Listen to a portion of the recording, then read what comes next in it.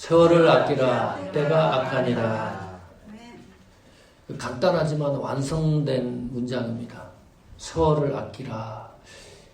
이 말씀이 어떻게 조립이 되었을까 상당히 궁금합니다. 세월을 아끼라 어떤 의미일까요? 어떤 개념일까요? 어떻게 우리가 정의를 내릴 수 있을까? 이 문장을 이해하기 위해서 세 가지 질문 형식을 만들어 보겠습니다. 세월을 아끼라는 것이 정답이 되게 하는 질문이어야 합니다. 자, 첫 번째, 세월을 아끼라. 도대체 세월이라는 것은 어떤 의미일까? 세월을 축조하면 시간입니다. 시간, 세월, 시간을 아껴라. 같은 의미인데 이 시간이라는 것은 어떤 의미일까? 시간의 개념입니다. 시간은 신약 성경이 헬라어로 기록됐죠. 그 헬라어에 두 가지 의미가 있습니다. 크로노스라는 시간이 있는데 이 시간은 객관적 시간입니다. 모든 사람들이 소유한 시간을 얘기했을 때 구분해서 크로노스라는 시간의 단어를 사용합니다. 두 번째, 카이로스라는 시간이 있습니다. 이 시간은 크로노스라는 시간과 분리가 됩니다. 특별한 사건이 있는 한 시점, 그 시간을 말합니다. 단순한 게 아니죠. 또 다른 의미로 기회라고 하는 걸로 번역도 됩니다. 이 시간이 하나님이 주신 기회, 그것이 시간입니다. 그 시간을 아끼라는 거죠. 두 번째 정의입니다.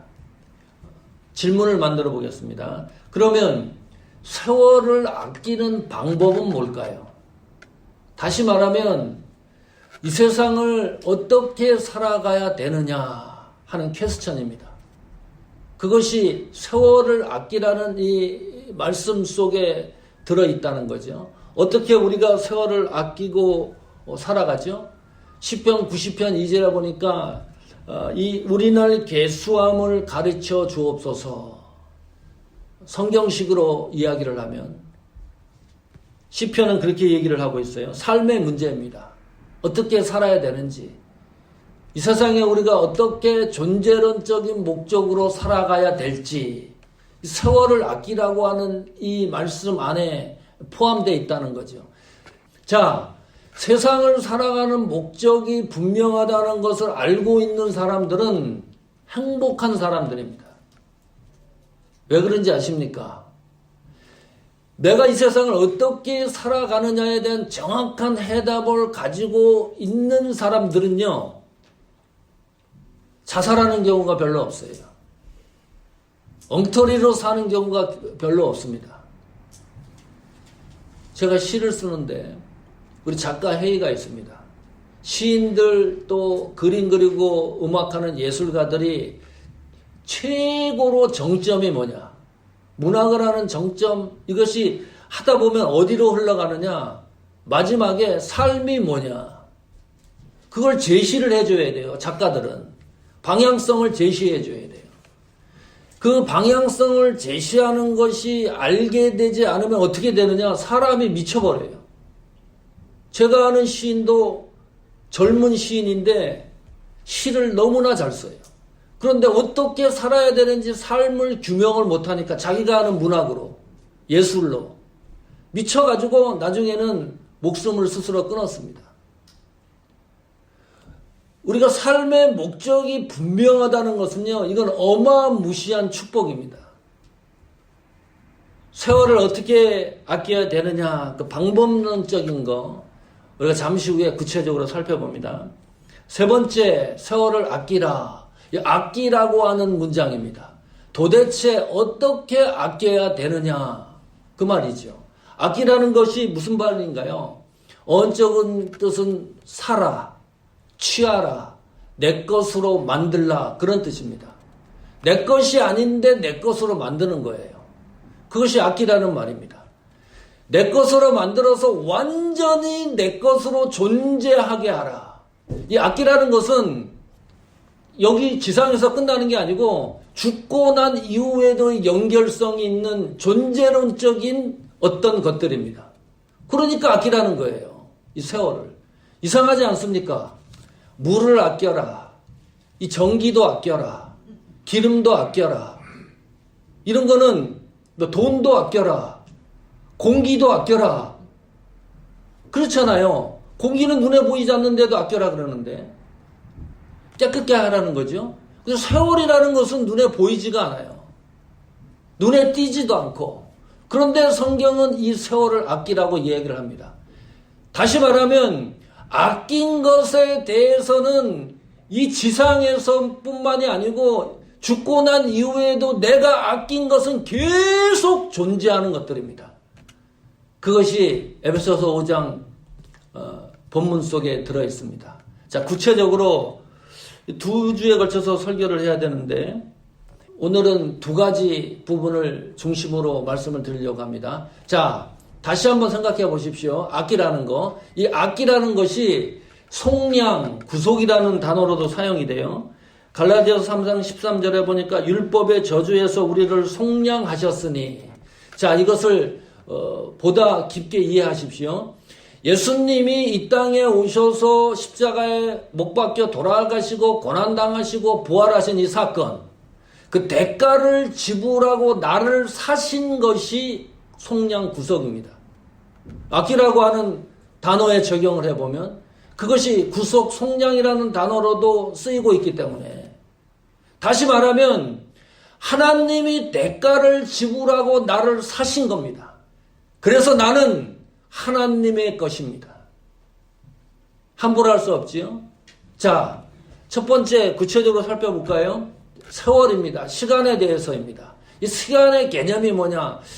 보편적이고 일반적인 개념으로 생각해 보겠습니다. 이 시간은 누구에게나 주어졌다.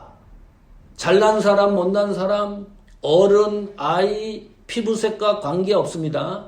몸이 아픈 사람, 건강한 사람 관계없이 24시간 이 지구상에 살아가는 79억 모든 사람들에게 공통적으로 주어진 시간이 누구에게 주어진 시간입니다. 이 시간이요, 다 있어요. 24시간이. 그래서 사람들이 인지를 잘 못해요. 너무 흔해 빠졌어요. 그렇잖아요. 다 있어요. 똑같이 주어진 시간, 객관적인 시간입니다. 일반적인 시간입니다. 너무나 똑같은 시간이 주어졌으니까 감각이 무뎌진다든지 거기에 대해서 깊게 생각을 못하든지 사람들이 자꾸 이것이 나만 예를 들면 시간이 한 100시간이 있고 다른 사람들은 시간이 10시간 또는 5시간이 있다 그러보세요. 그러면 아주 특별한 시간으로 인식이 될 텐데 모든 사람이 가지고 있는 시간이기 때문에 방임하는 경우가 많다. 그래서 사람들은요, 죽음을 생각을 안 해요. 일평생 살 걸로 생각을 해요. 죽음 직전 그 문턱까지 가야 그때서 깨닫는 경우가 너무나 허다해요. 왜요? 시간이 모든 사람들에게 주어졌다라고 생각하는 개념이 있기 때문입니다. 두 번째 시간의 개념 특징은 신비한 가치가 있다. 그렇지요. 시간의 크기를 여러분 압니까? 시간의 모양, 모습은 어떤 걸까요? 시간의 색깔은 어떻게 생겼을까요? 코비드-19 바이러스 있잖아요.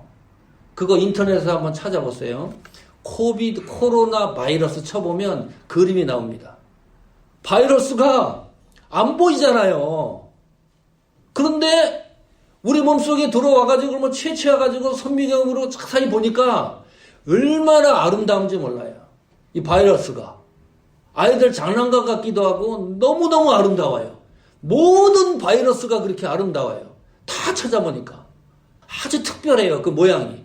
그런데 세월에 대해서는 몰라요.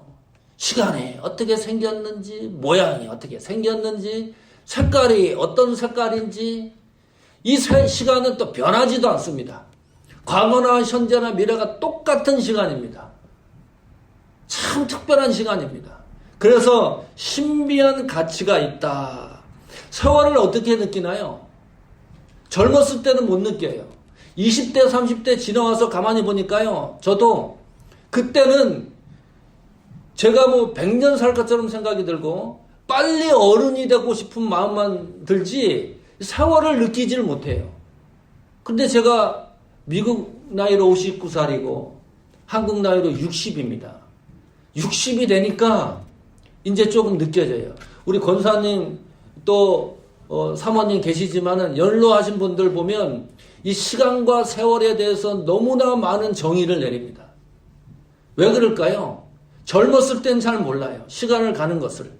그런데 시간이 흐르면서 나는 늙어가는데 시간은 절대로 늙는 경우가 없어요. 부패하는 경우가 없습니다. 참 묘한 겁니다. 이 시간이라는 것이. 깊게 따지고 보면 19세기 낭만파 시인이 썼던 시 한 편을 낭송하겠습니다.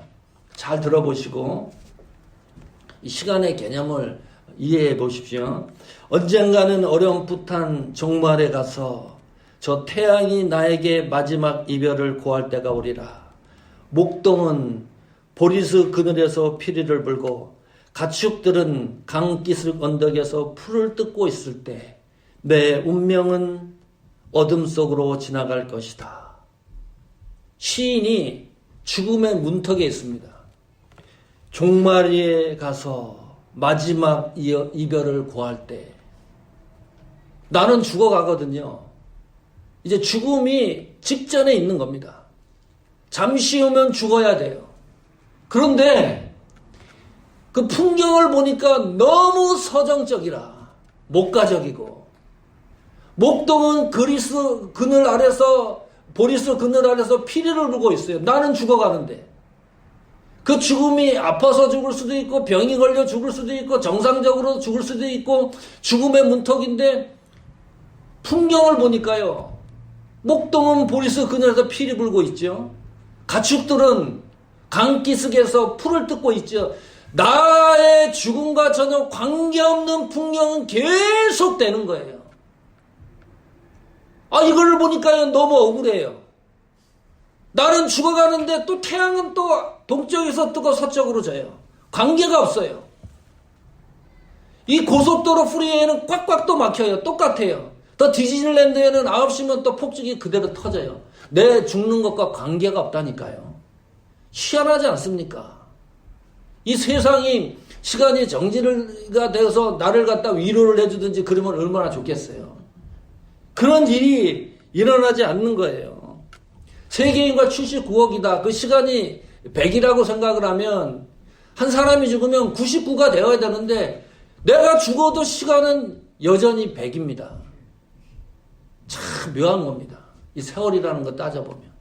그냥 일반적으로 객관적으로 따져봐도 너무 신비해요. 너무 신기해요. 그래서 세월은 신비한 가치가 있다. 세 번째는 이 시간의 개념입니다. 이 세월은 머무르지 않는 지속성이 있다. 그 누구도 정지시킬 수가 없어요. 20대 시간으로 내 인생이 끝나게 할 수도 없어요. 그래서 내가 100년 살았으면 좋겠어요. 몸이 쇠퇴해갖고 아프지 않고 20대 건강한 몸으로 100살까지 살다가 하나님 불러가면 얼마나 좋겠어요. 이 시간을 정지시킬 수도 없고 조정할 수도 없고 조절할 수도 없다. 그냥 눈만 뜨면 이 시간이 앞으로 계속해서 지속적으로 흘러가고 있기 때문에 아찔한 경우가 너무 많은 거예요. 제가 그런 생각을 해봤어요. 이 시간 은행을 만들면 돈을 좀 벌겠다. 타임뱅크. 시간을 갖다 저금해 놓는 겁니다. 20대, 30대 때 24시간을 아껴 써가지고 4시간, 5시간 이걸 보통예금, 정기예금에 집어넣어 놓고 내가 아주 급할 때 써먹는 거예요. 얼마나 좋아요? 비상하죠? 예. 24시간을 아껴서 쓰는 거예요. 잠을 안 자든 어쨌든 해가지고 2-3시간을 계속 저금을 해놓고 또 주식에 투자도 하고 어떤 경우는 80세 수명이 있는 분이 50세에 돌아가셨어요. 그 30년 시간이 있잖아요. 그거 사고 팔고 주식에 투자를 하고 보험에 서서 그것을 활용도 하고 그렇게 되면 이 세상 그 수명이 굉장히 늘어날 거예요. 쭉쭉쭉쭉 늘어날 거예요. 불가능하다. 멍청한 짓입니다. 결론이 뭡니까? 시간은 내 것이 아니다. 시간의 주인은 따로 있다. 그렇잖아요. 시간의 주인이 따로 있다는 것을 발견을 못하기 때문에 이 세상을 엉터리로 사는 거예요. 우리는 시간의 주인이 하나님이신 것을 알고 있기 때문에 세월을 아끼라고 하는 이 하나님 말씀 속에서 다시 한번 방심했던 세월과 시간을 오늘 말씀을 통해서 다시 새롭게 하는 겁니다. 자, 두 번째, 세월을 아끼는 방법이 뭘까요? 어떤 방법이 있을까요? 어떻게 살아가는 것이 세월을 아끼는 방법일까? 시편 90편에 보면 이 시편 90편은 모세가 쓴 시입니다. 죽음 직전에 120년 동안의 세월을 회상하면서 쓴 시가 시편 90편입니다. 집에 가서 한번 잘 정독을 해보십시오.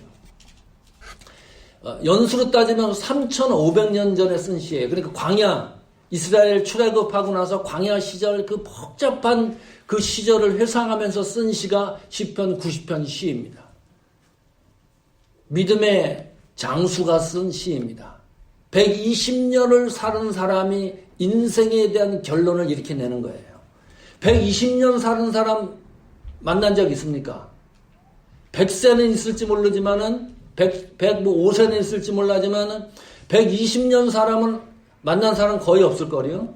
그래서 더 소중한 거예요. 120년을 살고 결론을 냈어요. 이 모세 할아버지가. 3절 보실까요? 인생을 어떻게 묘사하는가를 잘 보십시오. 주께서 사람을 티끌로 돌아가게 하시고 말씀하시기를 너희 인생들은 돌아가라 하셨사오니. 인생이 뭐냐? 티끌이다. 인생이 뭐냐? 먼지예요. 작은 바람에도 흩날리는 먼지에 불과하다. 120년을 살아보니까 결론이 뭐냐? 인생이라 뭐냐고 물어보면 인생은 그냥 먼지와 같은 것이다. 120년 살았던 모세 할아버지가 그렇게 말씀하고 있는 거예요. 4절 볼까요? 90편 4절. 주의 목전에는 1000년이 지나간 어제 같으며 1000년의 시간도 어제 같다는 거죠. 밤의 한 경점 같을 뿐이니이다 그랬습니다. 밤의 한 경점과 같다 인생은. 밤의 한 경점이 뭐지요? 이걸 쪼개보니까요 4시간 정도가 한 경점입니다. 120년 산 모세 할아버지가 인생은 뭐냐? 4시간 흘러가는 것과 같다. 이렇게 묘사를 해요. 5절 볼까요? 주께서 저희를 홍수처럼 쓸어 가시나이다. 저희는 잠깐 자는 것 같으며 아침에 돋는 풀과 같으니이다.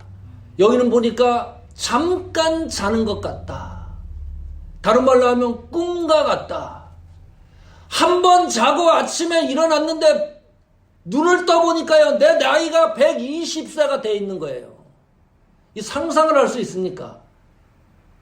이 할아버지가 묘사하는 인생을 느끼실 수 있습니까? 그냥 자고 일어났는데 120세가 되었다. 꿈과 같다. 6절 볼까요? 푸른 아침에 꽃이 피어 자라다가 저녁에는 뱀바 되어 마른 아이다. 마른 풀과 같다. 꽃이 살아있을 때 아름답죠. 풀도 살아있을 때가 아름답습니다. 시들고 그러면 보기도 싫고 몰골이 흉합니다. 시편 90편 10절입니다. 우리의 연수가 그 유명한 성경이죠. 70이요.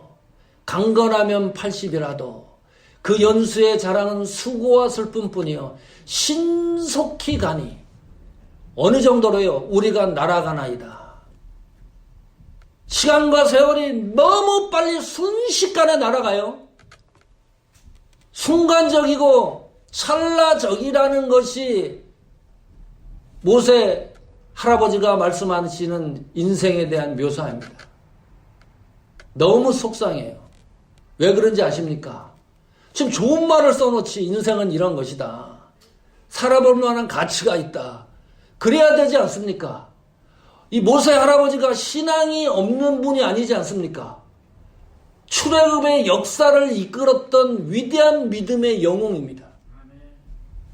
신앙이 우리랑 견주어서요 말도 안 될 정도로 하나님의 부르심을 받았던 위대한 하나님의 헌신했던 할아버지가 말씀하시는 내용이기 때문에 더 충격적인 거예요.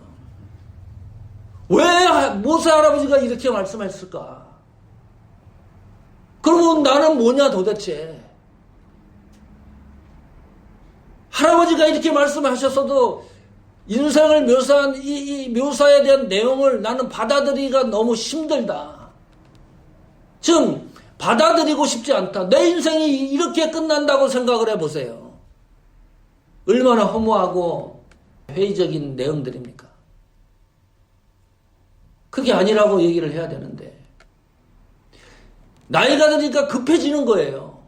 70, 60, 80 이래 자꾸 세월의 연수가 쌓여가니까 너무너무 깊어져요. 왜요? 성경이 모세 할아버지 입술을 통해서 인생을 이렇게 묘사해 놨기 때문에 너무나 복잡하고 단순하지가 않다. 우리가 살아가는 인생이. 아니 내 인생이 티끌과 같다. 먼지와 같다. 잠깐 자는 것과 같다. 내 인생이. 마른 풀과 같다. 너무 빨리 날아가는 인생이다.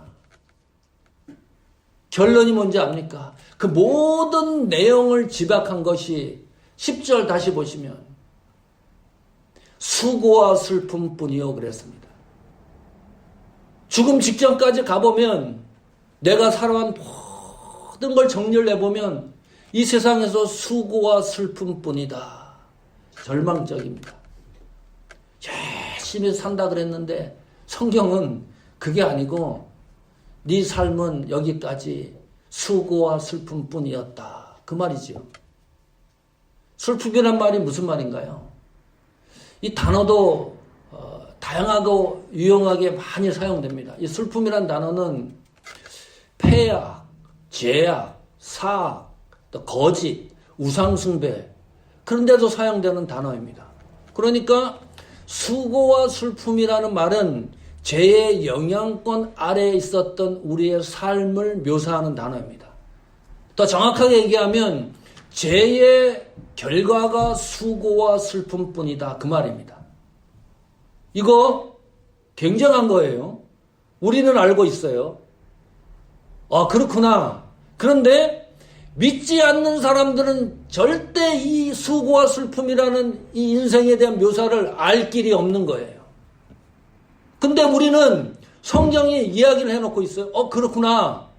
죄의 결과이기 때문에 수고와 슬픔뿐이구나. 죄의 결과이기 때문에 우리 인생이 먼지 같고 빨리 날아가고 마른 풀 같고 지치고 힘들고 이런 거구나. 그거 알게 되는 거잖아요. 이게 보통 일이 아닙니다. 자, 그러면 이 세상을 어떻게 살아야 되는 거예요? 어떤 방식으로 마지막 우리 생을 정리해야 되는 겁니까? 2022년도를 어떤 마음의 자세로 받아들여야 되는 겁니까? 오케이. 수고와 슬픔이 죄의 결과라는 것을 알고 있는데, 자, 12절 볼까요? 모세 할아버지가 이렇게 얘기합니다. 우리에게 우리날 계수함을 가르치사 지혜의 마음을 알게 하소서. 이게 정답입니다. 모세 할아버지가 80세에 이런 말씀하는 게 아니에요. 잘 들으십시오. 30세에 이런 말씀하는 게 아닙니다. 100세에 이런 말씀하는 게 아니에요. 내일 언제 분초에 하나님이 데려가실지 모르는 죽음을 눈앞에 두고서도 이렇게 말씀을 하시는 거예요. 이게 보통 쉽게 읽을 성경입니까? 50세에 이렇게 얘기하는 게 아니잖아요. 내일 죽을지도 몰라요. 오늘 하나님이 데려가실지도 몰라요. 죽음의 직전에서 하시는 말씀이 하나님 나에게 내 날 계수함을 가르쳐 주세요. 지혜의 마음을 주십시오. 그 끈을 놓지 않는 거예요.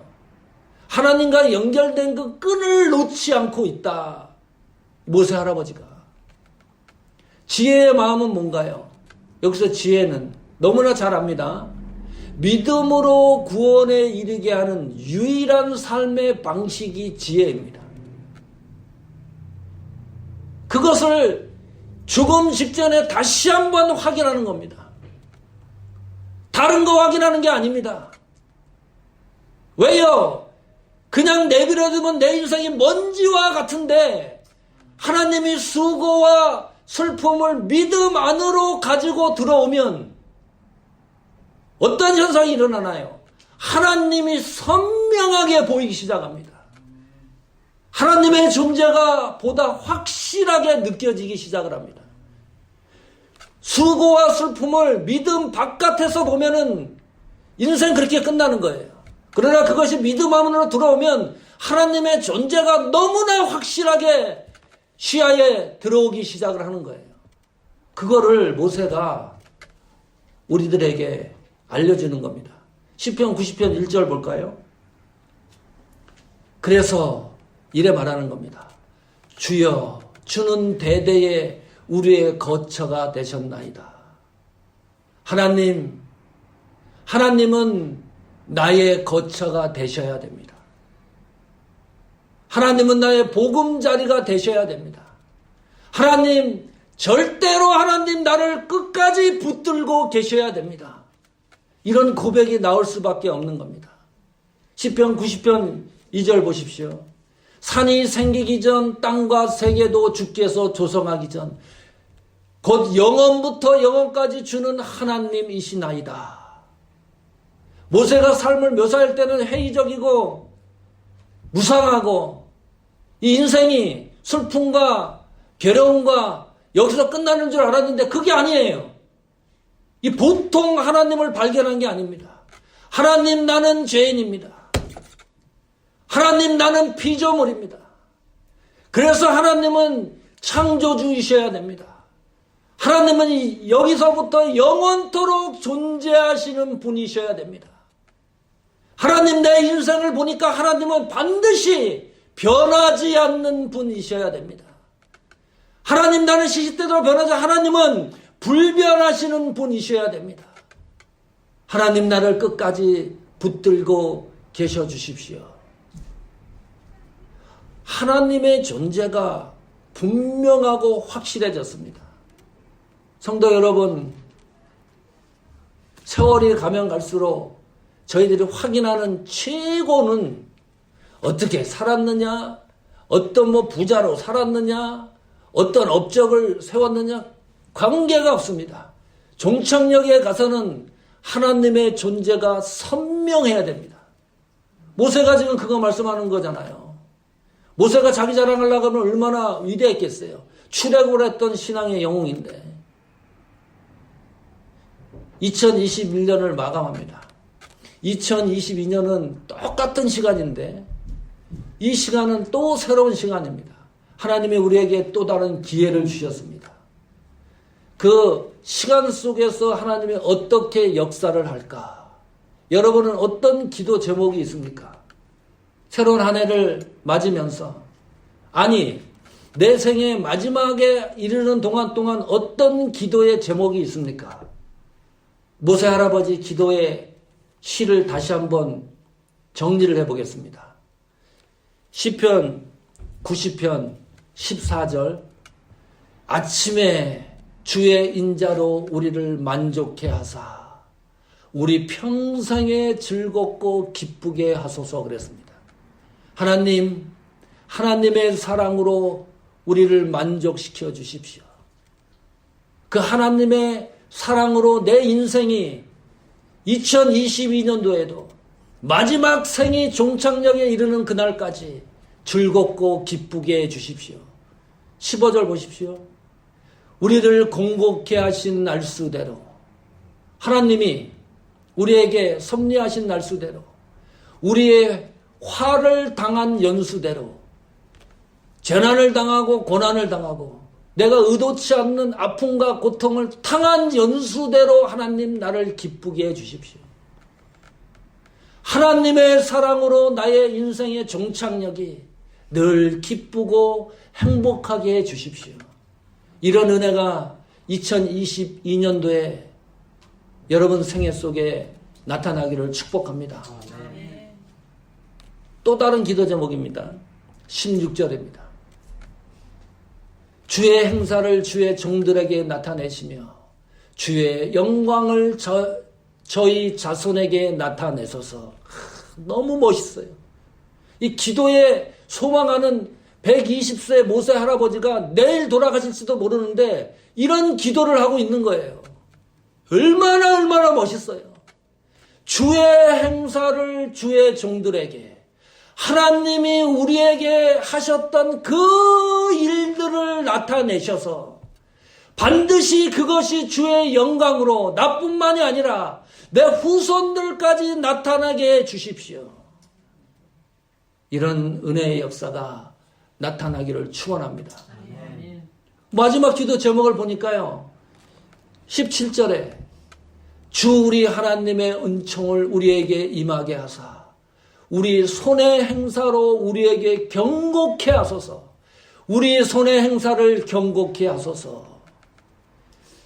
아까 16절에는 주님이 하나님이 하신 일에 대한 반응입니다. 그런데 시편 90편 17절에는 여기 잘 보시면 우리가 행한 일입니다. 2022년도에 우리가 하나님 앞에 헌신하고 봉사하고 충성하는 그 모든 행사를 하나님 경고케 해 주십시오. 흔들리지 않게 해 주십시오. 오늘 이 말씀의 역사가 사모하는 교회와 2022년도를 새롭게 맞는 우리 신앙생활 속에, 아니